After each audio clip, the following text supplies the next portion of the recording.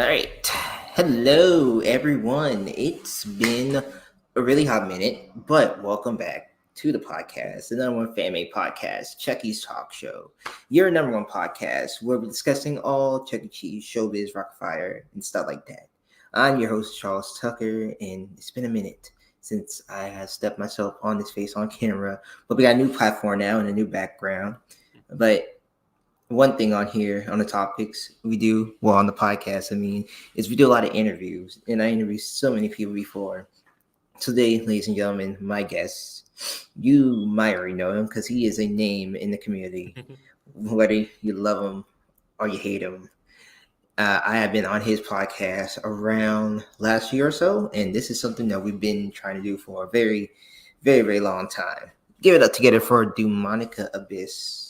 The one and only. Yes. Thank you for having me here, Charles. No problem, man. This is something we've been trying to do for a very, very long time. So, I do like your background. You are my son's son. Yes, thank you, and shout out to my cousin for raising this background right here. Yes. So, anyway, how you doing, man? Last time I heard you was in Florida. Yeah, I'm doing pretty good. I mean, Florida, there's been like a lot of hurricanes here recently, so I've been involved in like some of the efforts there. I did a lot of line handling because like I'm active duty Navy at the moment. Our ship is under like a lot of maintenance, so we can't like go underway or deploy for quite a while. So it's a matter of just like making sure that's all secured to the pier and that the storm doesn't mess anything up. I gotcha. I do really enjoy Florida as a whole. There's like so much to do here. I came from a small town where like it was pretty much barren. Like we just had bars. We had a McDonald's. There was no public transportation. It was like a metaphorical prison. Here, like I could just go out and do anything. It's awesome. That's great. So first things first, let's start about how you started out with this YouTube channel, because I know there's a lot of things we got to talk about. But for first things first, let's start out with the YouTube channel. How did that became to be? Like how I started Dewmonic? Yes. Well, I've always just been fascinated with YouTube. Ever since I was 12, like I started a Roblox channel way back in the day when people were like doing Bandicam and Fraps and all that. My Roblox videos, they were never anything special, like 5 frames per second, recorded on a Windows XP, Windows Movie Maker title effects. Yeah. But it was just fun. Like I started YouTube like because I loved it before like monetization was even like this big mainstream thing. And for a few years after that, like I was looking for like some way to get back into it. I was thinking I'd either go like the Let's Play route because like YouTubers like PewDiePie and Jacksepticeye, they were all popping off at the time. And I also noticed like commentary started being a thing as well.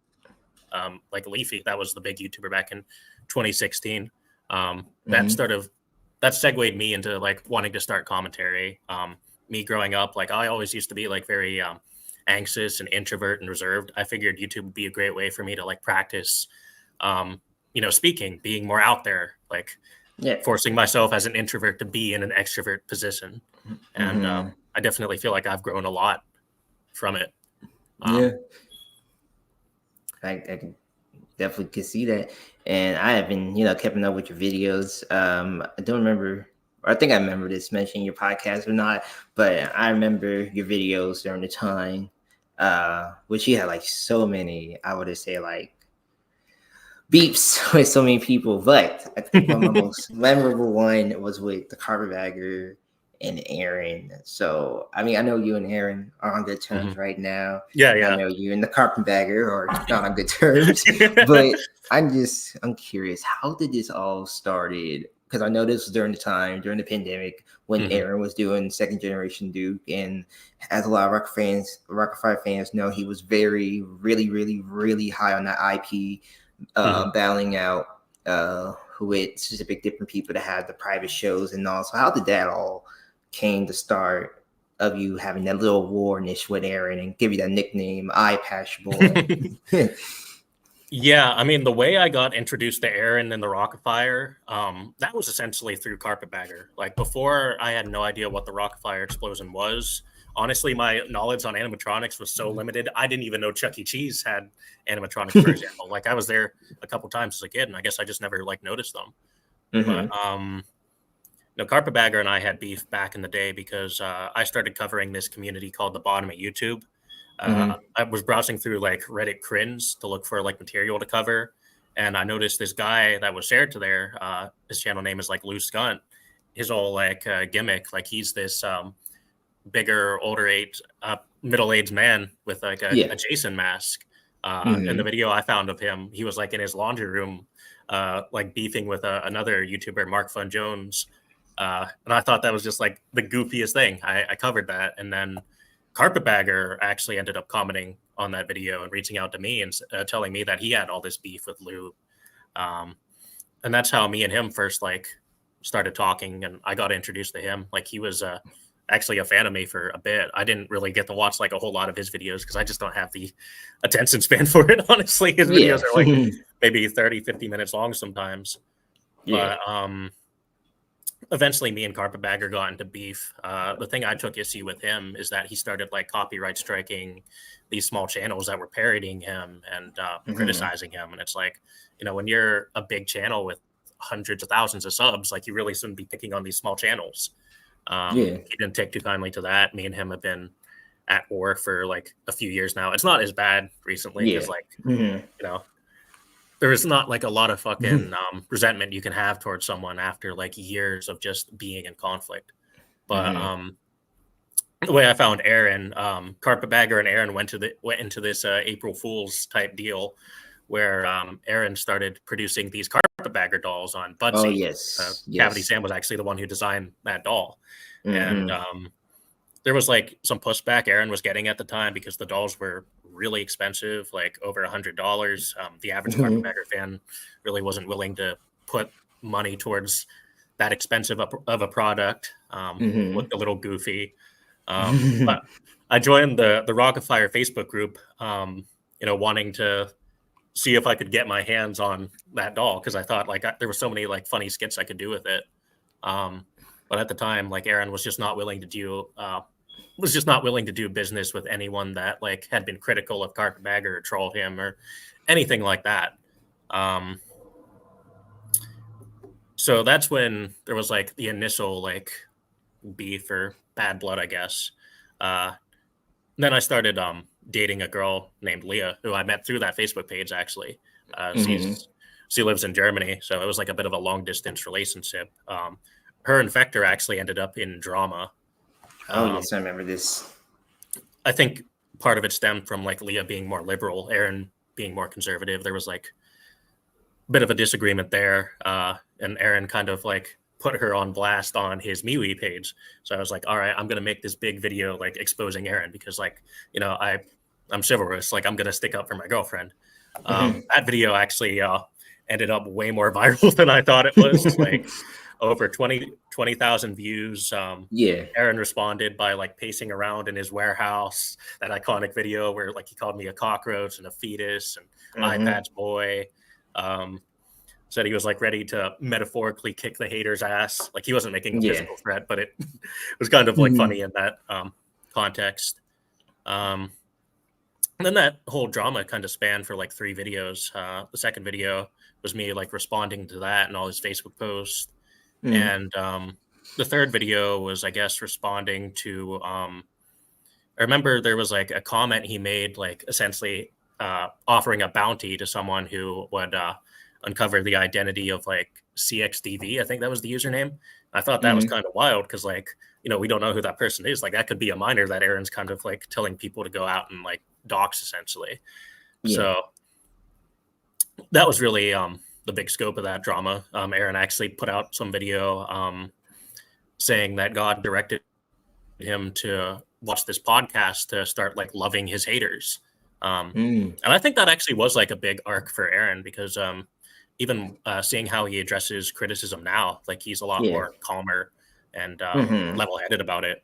Like comparing how he responded to me and how he responded to Juno's documentary, like his response was leagues better. I mean, there were some like goofy little boomer moments in there, like where he thought Juno was 16 years old. That kind of got memed on a little bit. But overall, like his response actually wasn't that bad, at least in my opinion.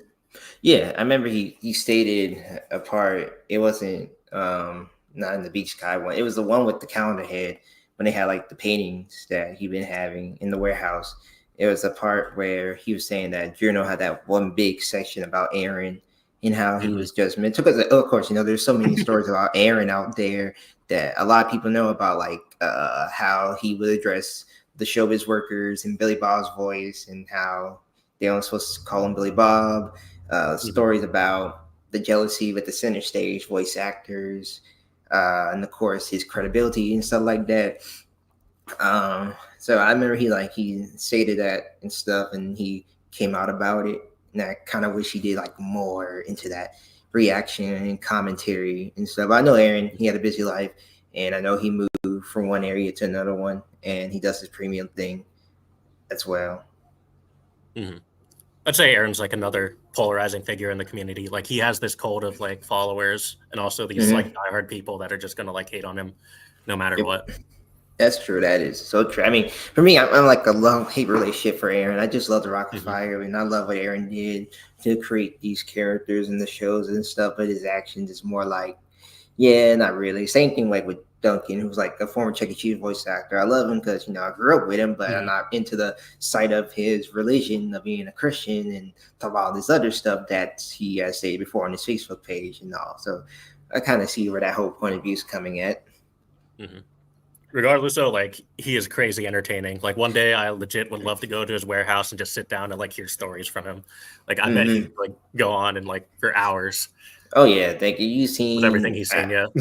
Yeah, because you have seen that one, the videos with him and Sal. You can tell that the stories that he had with Sal and with all those other voice actors is like memories to him that he would like live on.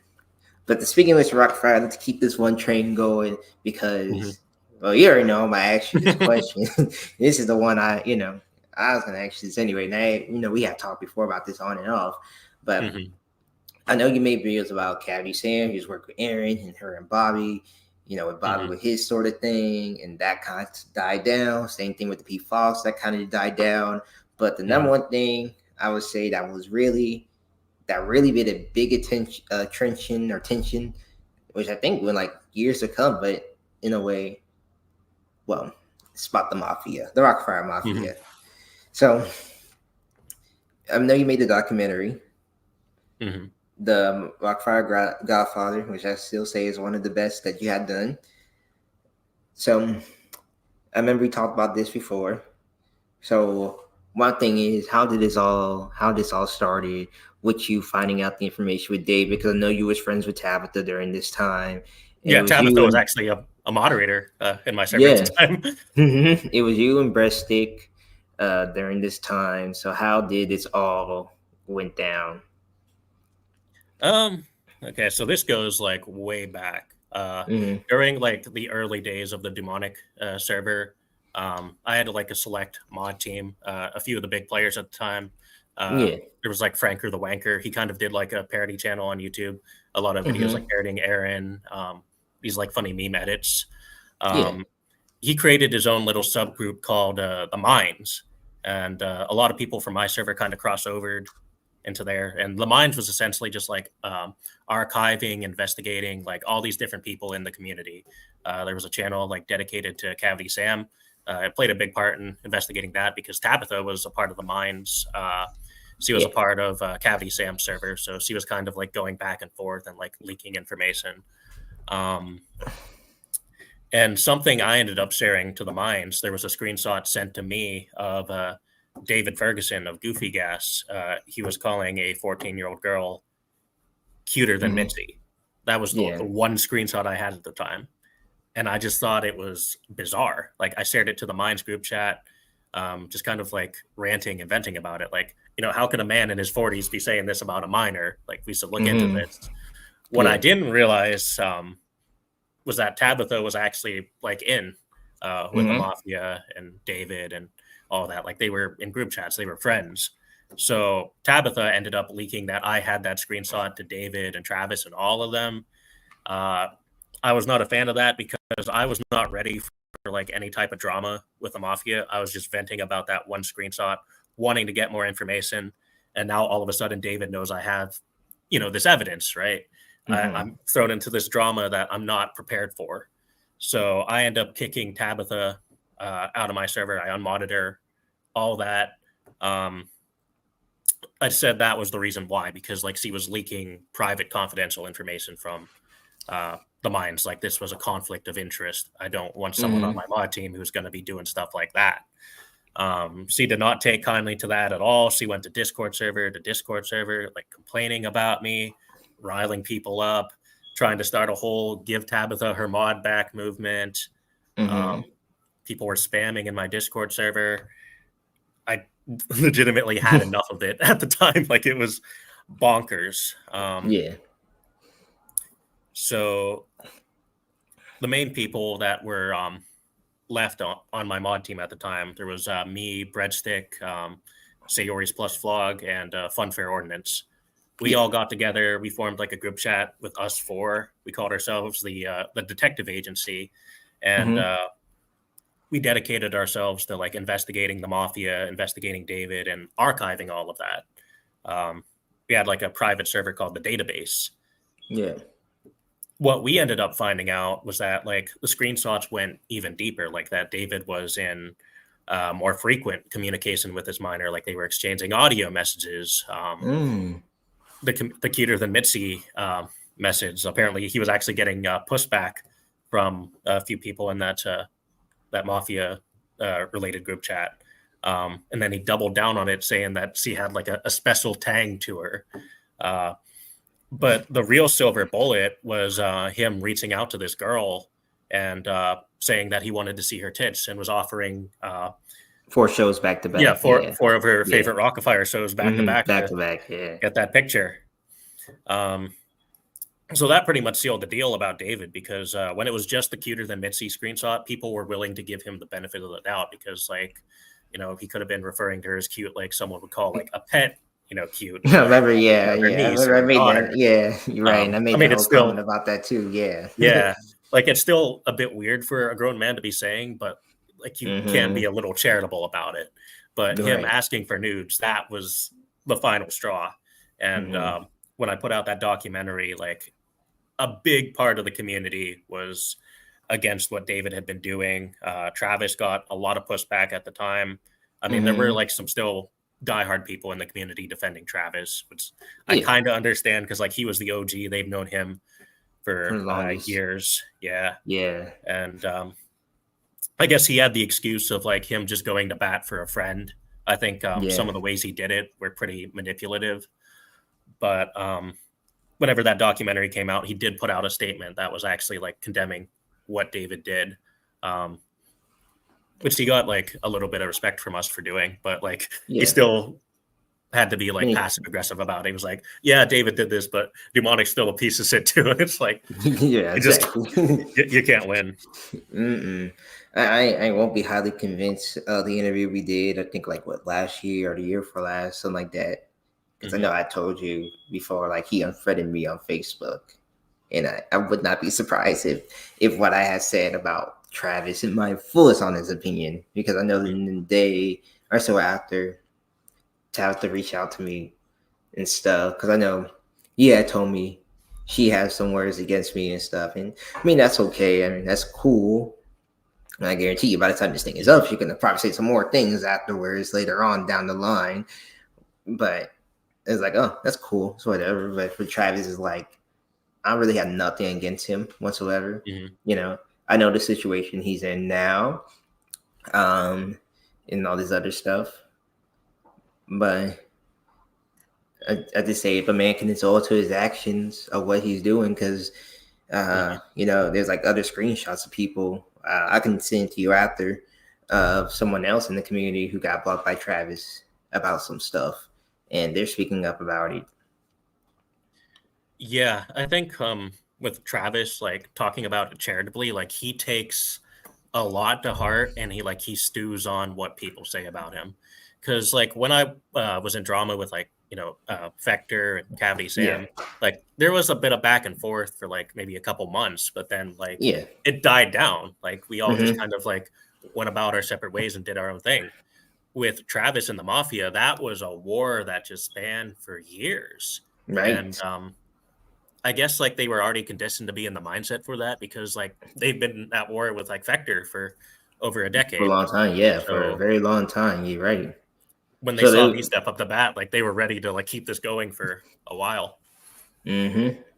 Because I know they used to have a podcast, the Pizza Time, Mm-hmm. and I remember you used to say like when you upload, they will upload. Now it's like you stop uploading, they stop uploading. So Mm-hmm. it's kind of like one of those die things. But I mean, I wouldn't be surprised. I know one of the Billy Cons, they had your garbage pizza card sticker Mm-hmm. over there and stuff, you know. So like, how is your situation is now Mm-hmm. compared to like years later? Like, what's your reaction to all of it now? Like, how you feeling? Um, I will say it definitely has died a lot. Um, Mm-hmm.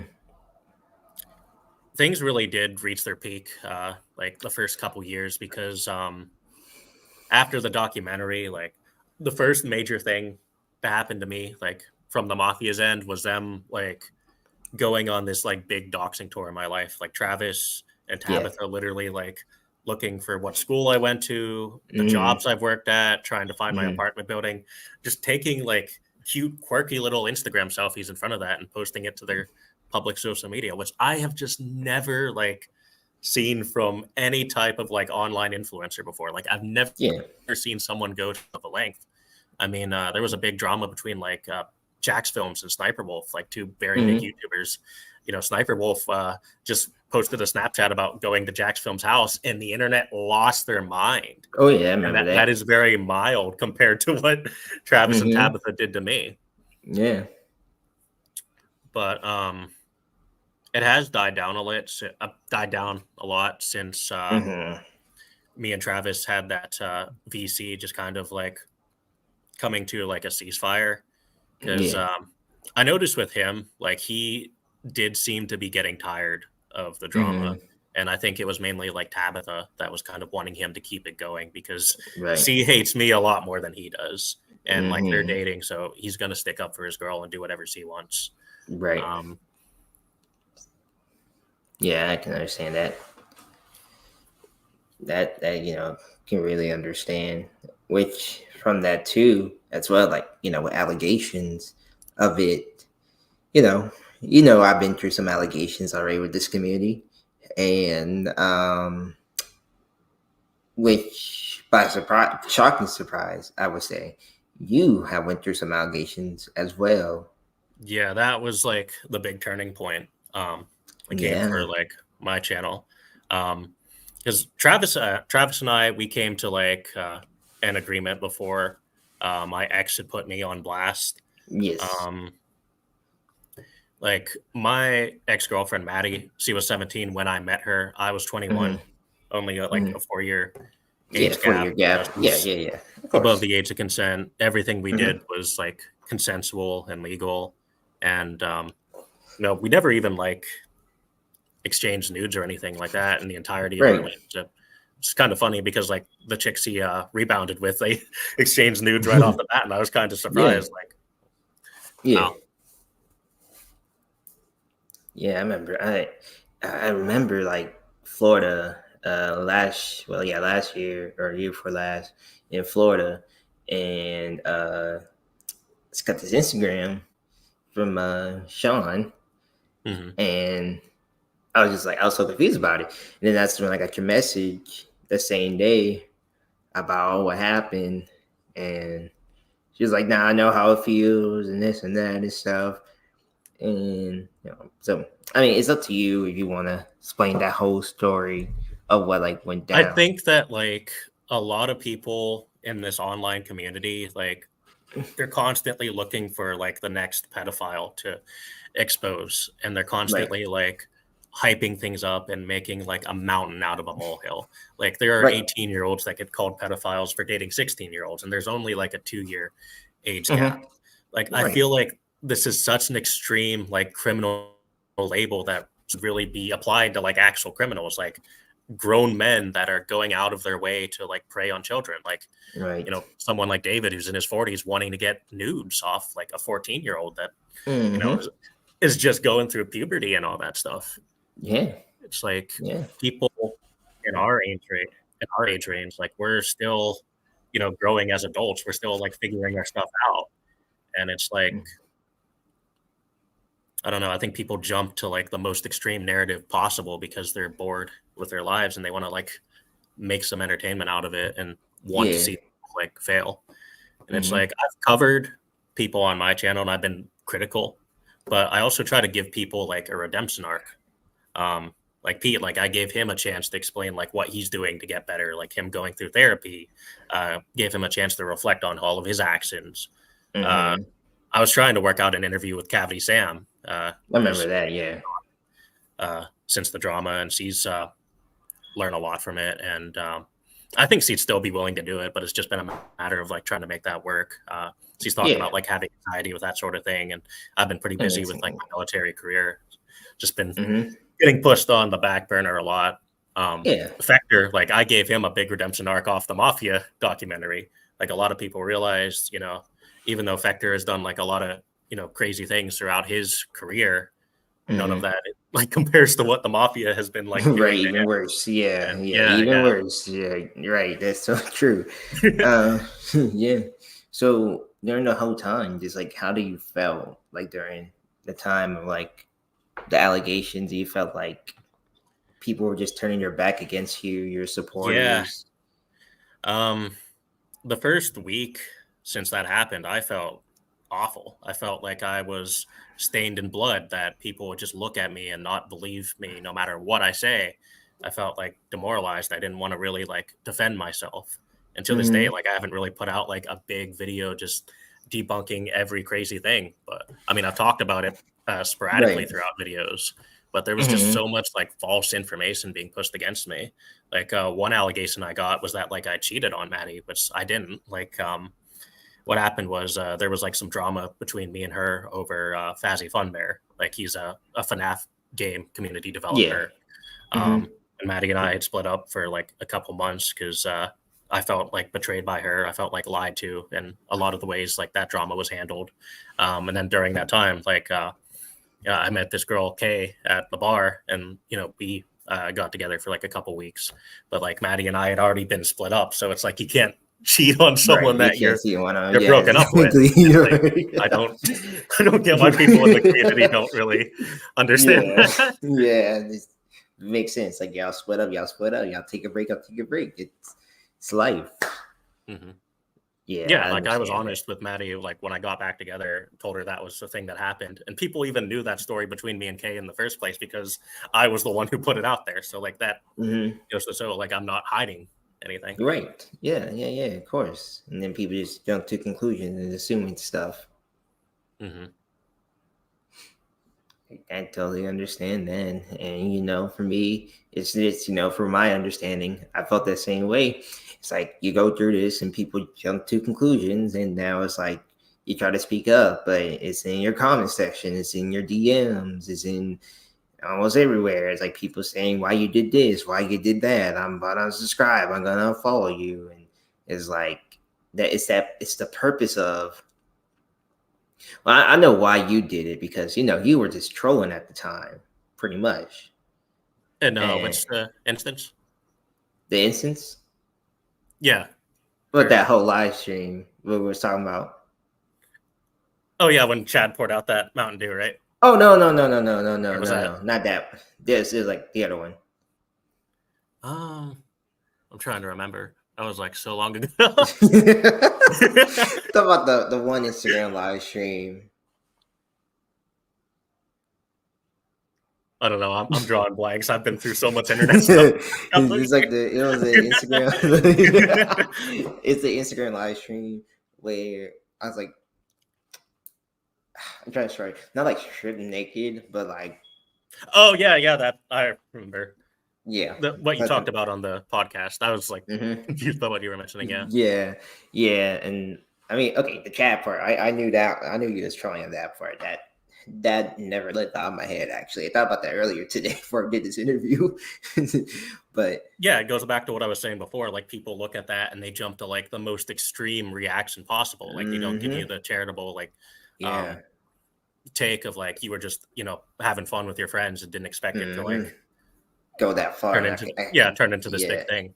And then I can't tell you how much of DMs I got from so many people. And I know you was one of them, but then I just went ahead and straight like blocked you right after because it was just like I can't take it, the whole community. And even my comments are like, why you're showing this and stuff. And people post on their stories like it's hard to trust people nowadays in this community and stuff. And so I was replying and then I just leave it on open. I'm just like, dang, I try to fight it through.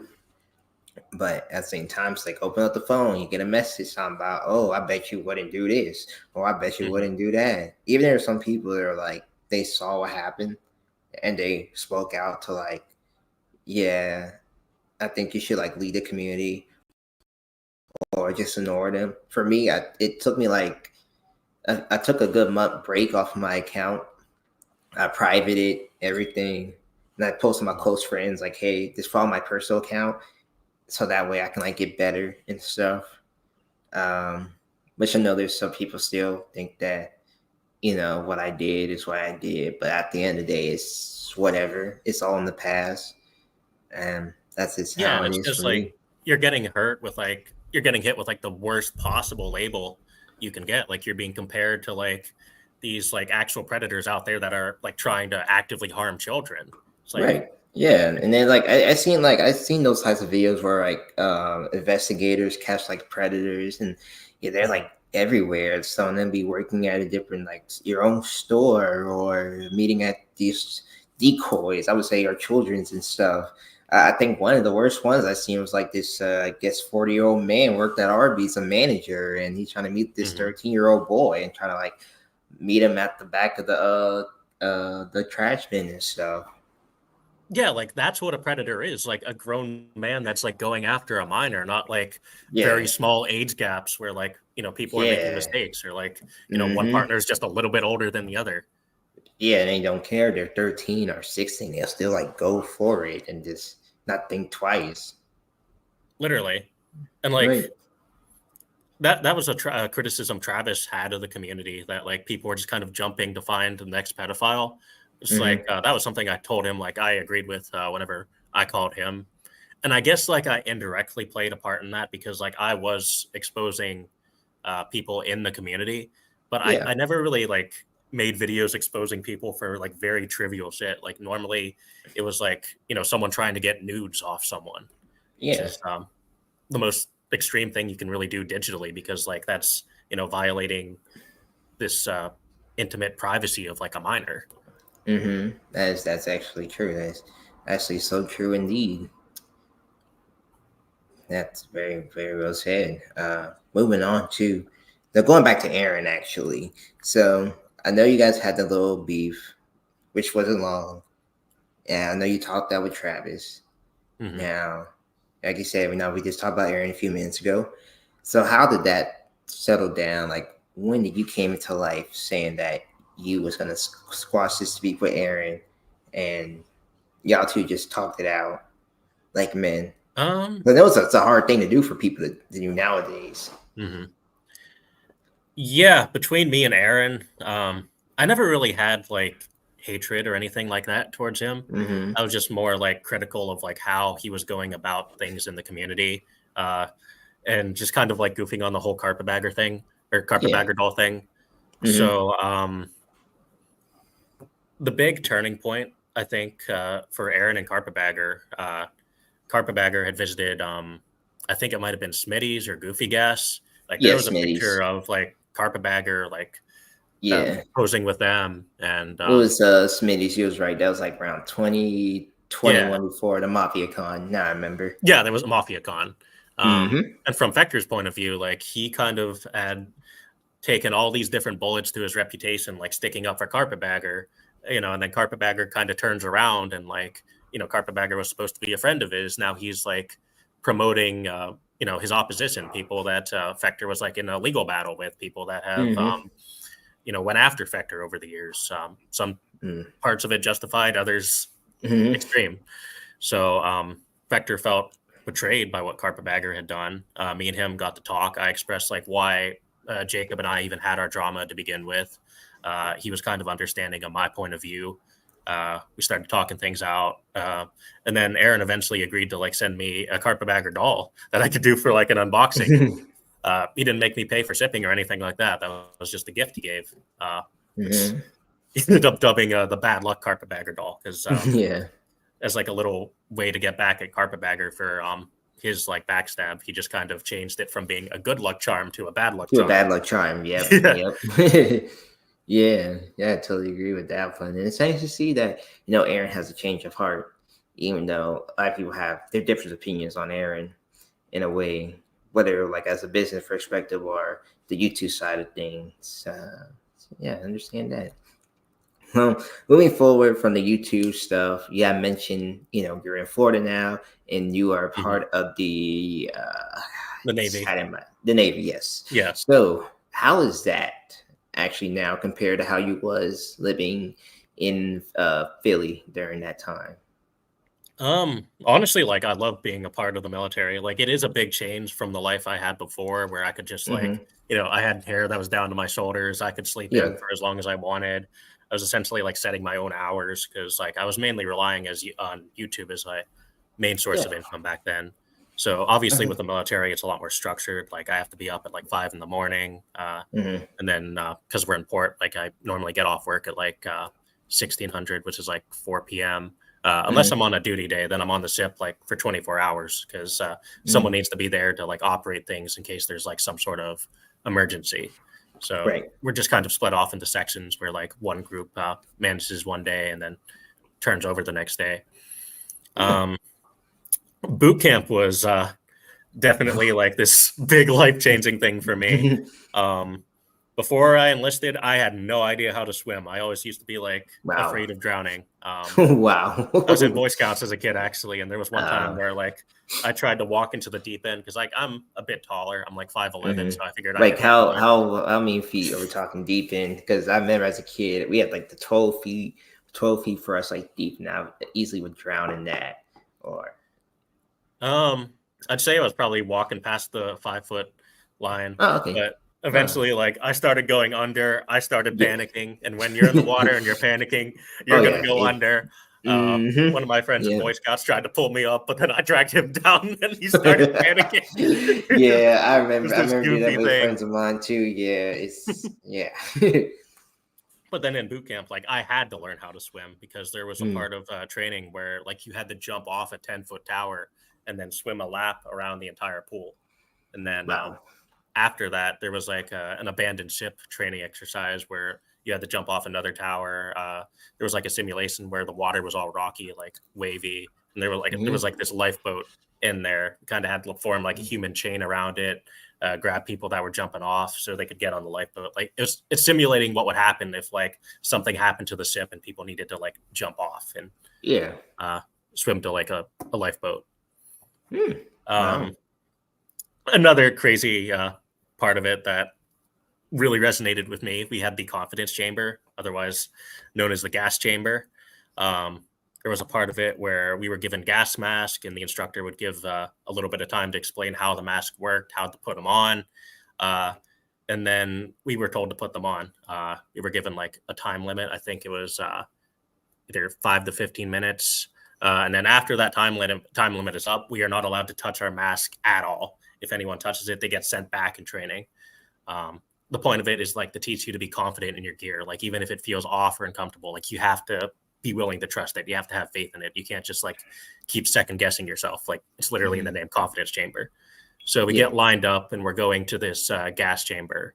The first line of people, like the gas starts pouring in and they're told to remove their mask and like lift it over their head. And then, they're breathing in tear gas, right? People are crying and coughing and sputtering. Then they're told to like say their name, their division, and then who ya, which is like the Navy chant. So for me, it was like Seaman Recruit Childs, Division 914, who ya. But I was saying that in between like coughing like a motherfucker.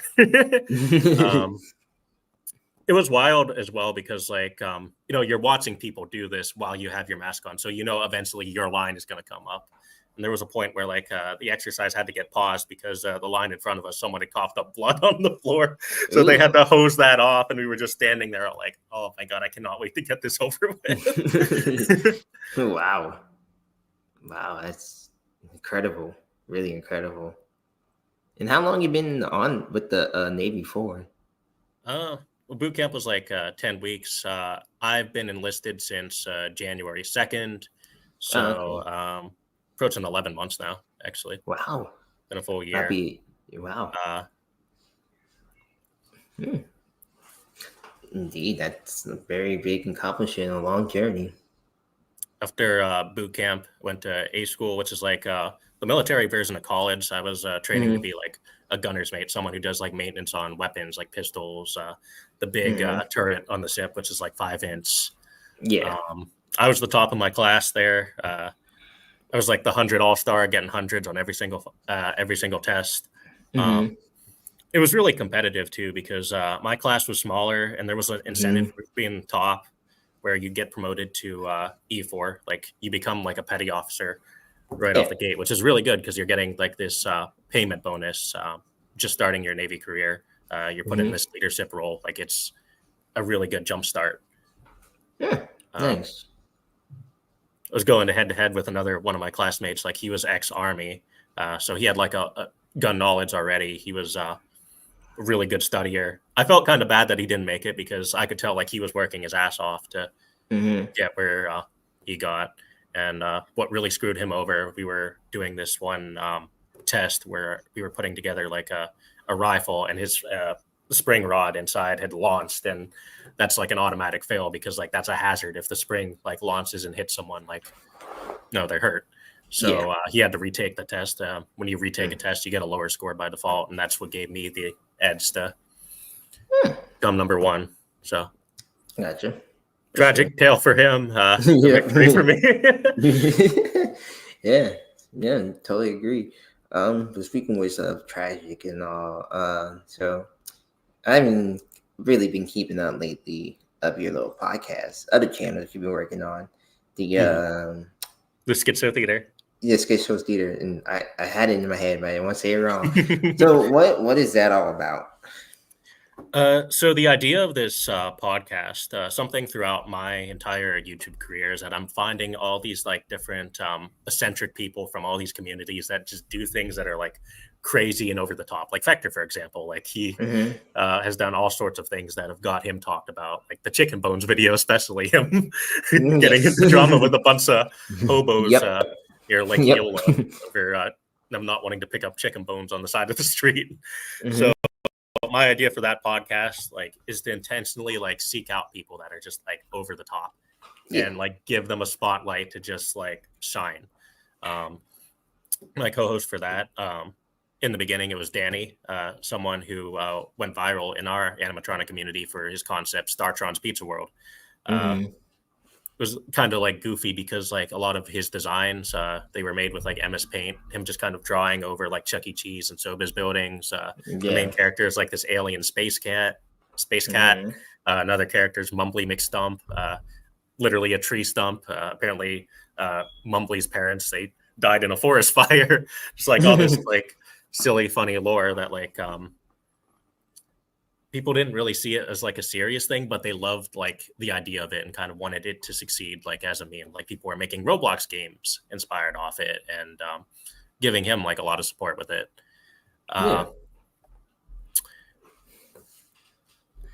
You should know as recently it's been shared that he well, I'm not gonna say he had removed himself from the podcast, block you and everything. And I seen the recent video where you guys talked to his ex-girlfriend. So I mean, I ain't gonna really go too much about that. I know you have more in style of it, but in a shorter way, how you feel about like everything that just happened with Danny? Honestly, that was a wild drama. Like that's the type of drama you cannot make up. Like that is reality so gold. But here's the thing: he pushed cars at Walmart, right? Yeah, he's a parking lot attendant. Okay, because I work like I still work in the back with like the automotives and stuff. Like he complained about the heat and everything, pushing carts and stuff. And I mean, yeah, he's getting $15 an hour, which is pretty good not job. bad.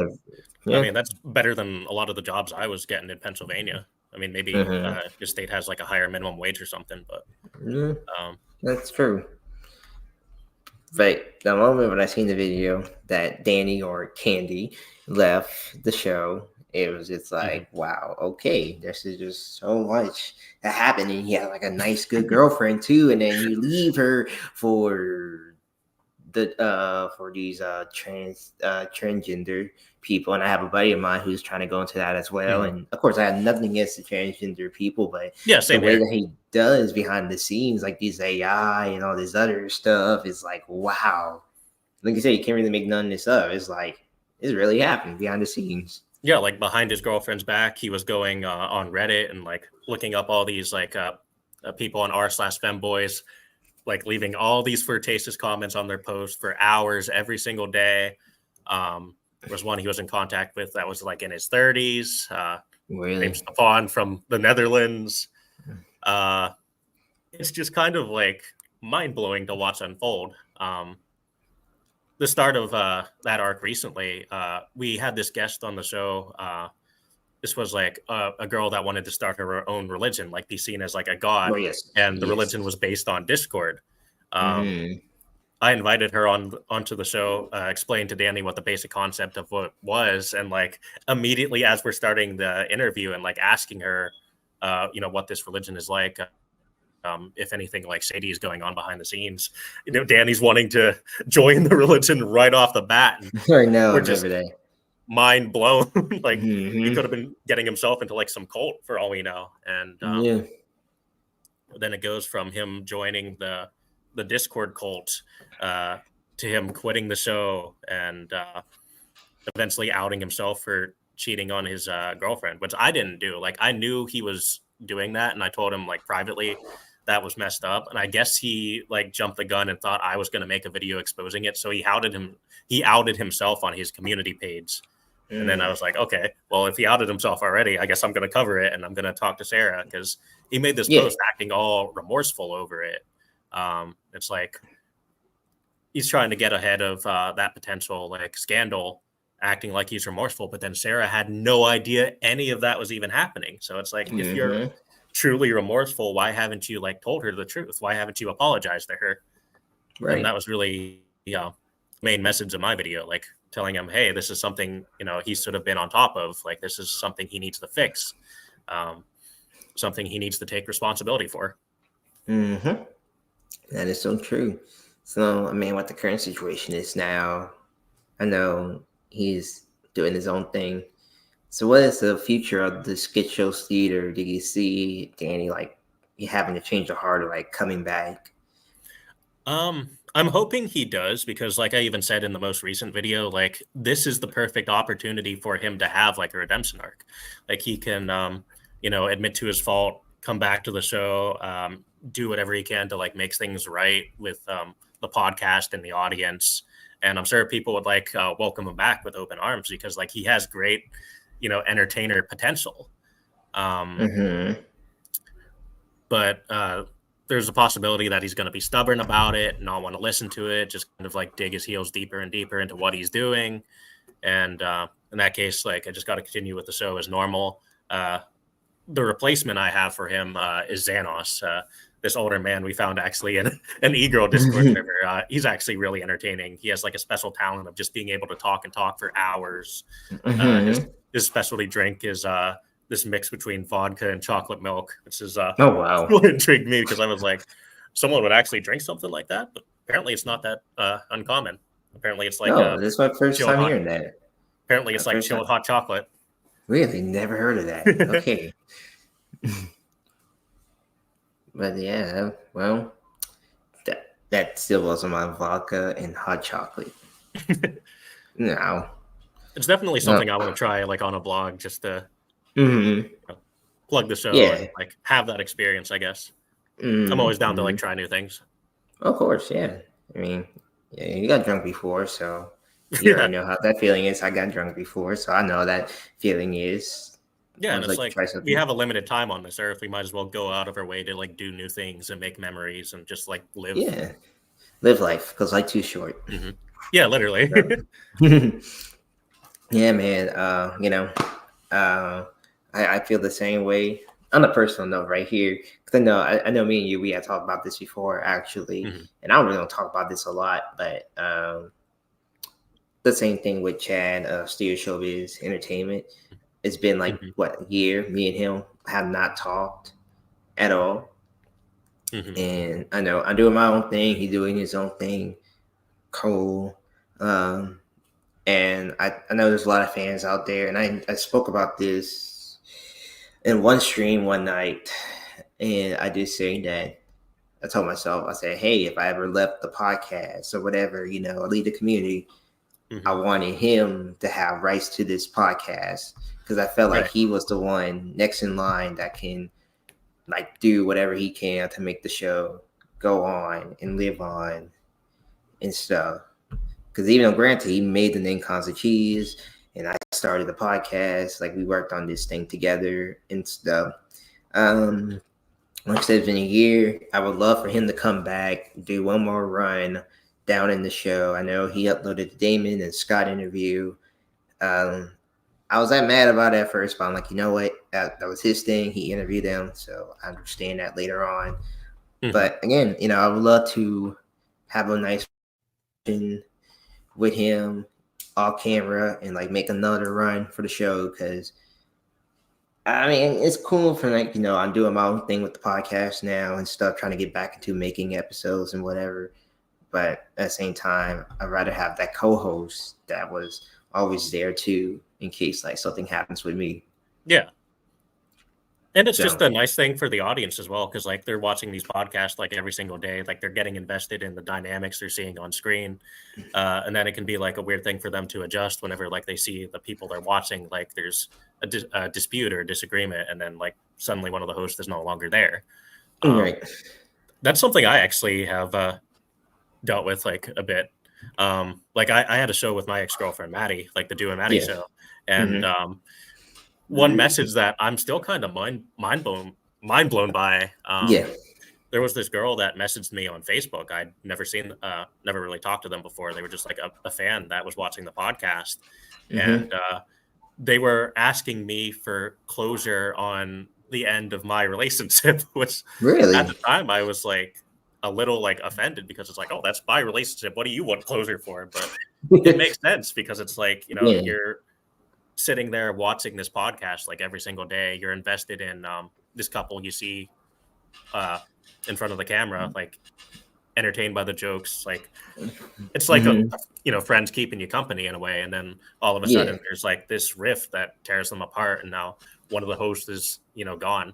So I guess like yeah, you feel like something's missing for a bit, mm-hmm. even though Yeah, like, even if you haven't met the person personally, like mm-hmm. they're still like a part of your life in a weird way. Which Yeah, just the yeah. funny thing about That's YouTube, I guess. so true, so true indeed. So that's absolutely true. Um, so before we head on out here, what is next for the Dewmonic YouTube channel or the sketch show theaters? Like, what's next in line that you got planned up? I definitely like want to put 100% into doing YouTube again. Mm-hmm. When me and Maddie had split apart, and just before I enlisted, I felt completely demotivated with YouTube. I felt like my channel wasn't really going anywhere. A lot of people were like turning on me, and I just felt like there wasn't much else left for me to like accomplish and do. And also just because like I've done so much throughout the past maybe 8 years I've been on YouTube. I've been doing YouTube for a while. It's like, how can Mm-hmm. I top what I've done already? I felt like Right. I'd peaked. But this podcast idea, like, is definitely something that I feel has invigorated me because, like, there's always something like entertaining and chaotic and fun going on. It's like I'm personally invested in it to the point where, like, even when I'm not doing the podcast, I can talk about it and get Right. excited about it, and constantly look for like the next big guest I can bring on. And Mm. I would like to do more IRL type vlogs as well. Like now that I'm in Florida, like there's a lot of potential there. Like even if me and Yeah. Aaron met up, like that would be an amazing vlog. I'm sure Mm-hmm. a lot of Yes, people the would love to community see. will go crazy. Yes. What Being I ought able. to do is like buy like a little snippet of orange carpet and like offer it to him as like a little in-person peace treaty. Yep, yep. If People would love that. yes, if you guys know the story behind that orange carpet, then you know.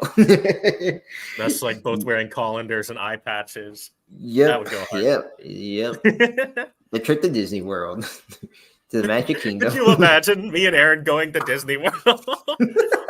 to the Magic Kingdom, and you just see Mickey Mouse with calendars and eye patches and orange carpets. See, I would pay to watch that. Yes, that'd be a good subscription video right there. I would put everything on my paycheck to watch that video. Well, Dewmonic, it's great having you on here. And I know this was something we've been planning for a very, very long time. Yeah, I appreciate getting to do this because this was a really fun interview, actually. There's a lot we went over. Yes. And thank you all for watching and listening. It's been a while since we've done interviews, and we're kind of slowly getting back into the show. So a lot of things are changing, but one thing for sure, interviews are still going to happen. Thank you again, Dewmonic. Is there any way for the fans or the listeners to check you out on any social media? Well, the main one that I have is Dewmonic Abyss on YouTube. My new Instagram is Captain Abyss. I've been posting, some military related stuff on there. I actually got locked out of my old Instagram account because I had two-factor authentication on that. I lost that phone. The computer I had logged into that Instagram account is actually in storage in Pennsylvania, so I can't even access that to change the authentication on that. So I just made a new Instagram account. I've been using that one as my main. Got a new Discord server now. It's the Black Dagger. It's pirate themed. It's a fun little idea to get people invested. Build a server that has its own lore around it. Yep, of course. So make sure you guys check them out on there, and make sure you follow us as well. Make sure you subscribe to us here on the talk show. Follow us at CE Talk Show Official, and of course, join the Constant Cheese Discord server. Dewmonic, he's a part of it. And of course, many other fans too, where you can get updates on the talk show and other stuff like that. You guys like see who want to be interviewed next? Let me know in the comments below, and we can work something around. And actually, again, I am so in love with this thing. Really am. You are my sunshine. Yes, yes. Thank you again to my cousin for letting me using her nice little area. This is actually the best. This is like the best thing I love right there. Anyway, guys, thank you so much for watching. Until then, I will see you all next time on the Great All American Pizza Podcast, Chucky's Talk Show. We'll talk to you then.